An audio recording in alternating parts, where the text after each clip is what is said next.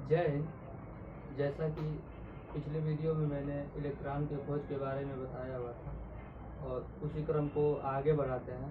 आज मैं आप लोगों को प्रोटॉन के खोज के बारे में बताने जा रहा हूँ।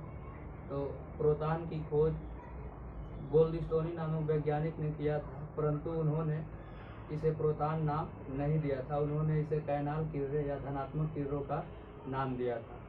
तो प्रोटॉन की खोज के लिए पहले ये समझना ज़रूरी है कि जो गोल्डस्टोनी नामक वैज्ञानिक थे वो किस प्रकार का प्रयोग किए जिससे उन्हें धनात्मक किरणों की प्राप्ति हुई। तो इसको समझने के लिए पहले इस फिगर को समझना ज़रूरी है।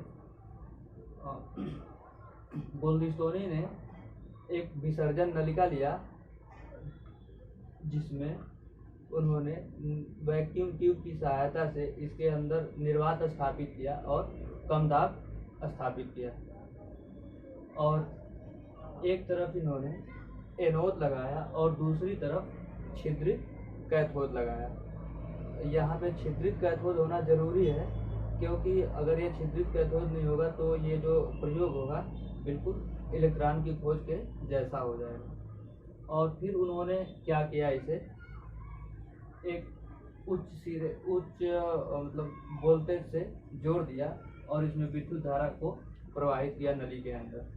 तो जब इन्होंने नली के अंदर विद्युत धारा को प्रवाहित किया तो ये देखा कि एनोड से कुछ किरणें निकल रही थी जो छिद्रित कैथोड की ओर आगे बढ़ रही थी और छिद्रित कैथोड को भेद के वो आगे चली जा रही थी, लेकिन ये किरणें दिखाई नहीं दे रही थी। फिर उन्होंने क्या किया, छिद्रित कैथोड के पीछे जिंक सल्फाइड का लेप लगा दिया जिससे स्क्रीन तैयार हो गया। और उसके बाद जब उन्होंने इसमें धारा का प्रवाह किया तो देखा कि जो किरणें एनोड से निकल रही थी वो किरणें छिद्रित कैथोड के पीछे लगे हुए जिंक सल्फाइड की लेप की जो स्क्रीन बनी हुई थी उस पे जाके चमक उत्पन्न कर रही थी। परंतु उन्हें अभी ये नहीं ज्ञात था कि ये किरणें धनात्मक है, ऋणात्मक है या फिर उदासीन है। इसको जानने के लिए उन्होंने क्या किया, सबसे पहले एक ऋणावेशित प्लेट लिया और नली के ऊपर उन्होंने लगा दिया। जब उन्होंने ऋणावेशित प्लेट को नली के ऊपर लगाया तो देखा कि जो एनोड से निकलने वाली किरणें हैं, इन किरणों को कैनाल किरणें भी नाम दिया जाता है। जो ये किरणें निकल रही थी वो किरणें ऋणात्मक धातु के प्लेट की ओर मुड़ जा रही थी। तो उससे इन्होंने यह निष्कर्ष निकाला कि ये जो एनोड से किरणें निकल रही हैं ये किरणें धनात्मक हैं, क्योंकि अगर धन के पास जाता है, जब समान आवेश एक पास जाते हैं तो वहाँ पे प्रतिकर्षण होता है और जब विपरीत आवेश एक पास जाते हैं तो वहाँ पे आकर्षण होता है। तो ये जो धातु का प्लेट लगा हुआ था वो पहले से ऋणात्मक धातु का था और चूँकि ये किरणें ऋणात्मक धातु की ओर मुड़ रही थी तो इससे यह ज्ञात हो रहा था कि जो किरणें एनोड से निकल रही हैं वो किरणें धनात्मक किरणें हैं। फिर उन्होंने क्या किया कि जो ये विसर्जन नली थी इसके दोनों सिरे, दोनों तरफ उन्होंने धनात्मक धातु का प्लेट लगा दिया और तब उन्होंने देखा कि जो एनोड से किरणें निकल रही थी वो किरणें धनात्मक धातु के प्लेट से दूर भाग रही हैं। दोनों साइड में धनात्मक धातु का प्लेट लगा हुआ है, तो जब इससे किरणें दूर भागेंगी तो वो किरणें कहीं इधर नीचे इधर आके कंप्रेस होंगी। ऐसे सेम देखने के लिए मिल रहा था कि किरणें धनात्मक सिरों से दूर भाग के और बीच में कंप्रेस हो रही थी। यहाँ से भी पुष्टि होता है कि जो किरणें निकल रही हैं वो धनात्मक किरणें हैं। फिर उन्होंने क्या किया, छिद्रित कैथोड के पीछे धातु की एक प्लेट लगा दिया।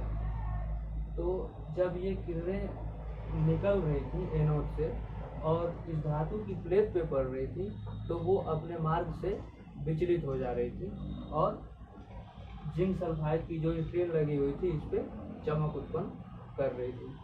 तो इससे ये भी पता चलता है कि जो किरणें हैं वो धनात्मक किरणें हैं। इस प्रकार से गोल्डस्टोनी ने तो अपना प्रयोग किया और ये बताया कि धनात्मक किरणें निकल के जा रही हैं, लेकिन उन्होंने इन किरणों को प्रोटॉन नाम नहीं दिया था, कैनाल किरणें या धनात्मक किरणें कहा था। और इसी क्रम में रदरफोर्ड जब अपना प्रयोग कर रहे थे तो उन्होंने बताया कि ये जो किरणें निकल रही थी धनात्मक किरणें, ये प्रोटॉन है। मतलब कि धनात्मक किरणों को प्रोटॉन का जो नाम दिया गया वो रदरफोर्ड के द्वारा दिया गया, परंतु खोजने की जो प्रक्रिया है इसमें गोल्डस्टोनी नामक वैज्ञानिक ने ही इसे खोजा था। तो अब देखते हैं कि जो प्रोटॉन है ये चूंकि धनात्मक है तो इस पे कितना धन आवेश है इसके बारे में देखते हैं। तो जो प्रोटॉन होता है उस पे 1.6 × 10⁻⁻19 कूलम का धन आवेश होता है और इसका जो द्रव्यमान होता है 1.67 × 10⁻⁻27 किलोग्राम होता है, जो कि इलेक्ट्रॉन के द्रव्यमान का 1847 गुना है।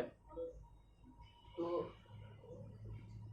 प्रोटॉन कैसा होता है? ये धनात्मक कण होता है और परमाणु का मूल कणों में से एक कण ये भी है, जबकि परमाणु के जो मूल कण होते हैं वो प्रोटॉन, इलेक्ट्रॉन और न्यूट्रॉन होते हैं। अब आगे हम बात करेंगे कि न्यूट्रॉन क्या होता है। तो न्यूट्रॉन की खोज भी कुछ इसी प्रकार से हुई थी। उसमें ऐसा हुआ था कि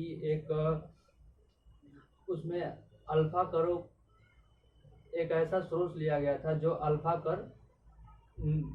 कणों से बना हुआ था और उससे जो किरणें निकल रही थी उन्हें मोम के ऊपर जब डाला गया तो उन किरणों का जो था कि उनके रास्ते में कोई परिवर्तन नहीं हुआ। वो जैसे कि तैसे किरणें सीधे निकल जा रही थी, ना तो वो धनात्मक की ओर जा रही थी और ना ही वो ऋणात्मक की ओर जा रही थी।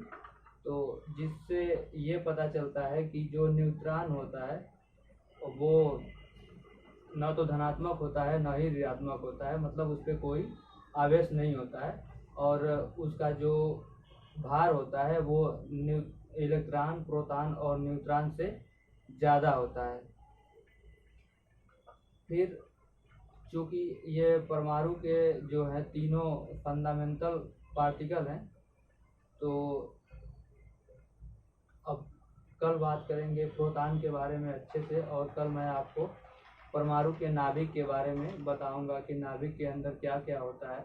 हालांकि अभी तक तो नाभिक में न्यूट्रॉन, प्रोटॉन, इलेक्ट्रॉन के साथ साथ करीब 35 कणों की पहचान हो चुकी है। अब मिलते हैं अगले वीडियो में, तब तक के लिए